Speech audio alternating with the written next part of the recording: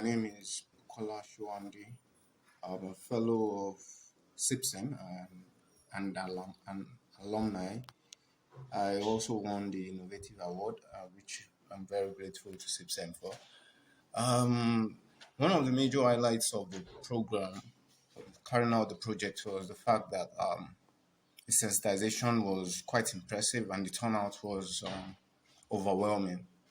At the end of the day, we were able to carry out the project in 4 schools, 4 secondary schools in 2 different local governments in Ibadan.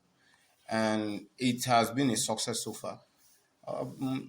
And it has resulted to more schools requesting for similar projects to be done in their own location as well. And I think I have to thank SIPSEM for this award, and we are grateful. The communities are grateful, and we are monitoring the process, and it's still ongoing. So thank you to SIPSEM. Thank you for the opportunity. We are grateful. Thank you.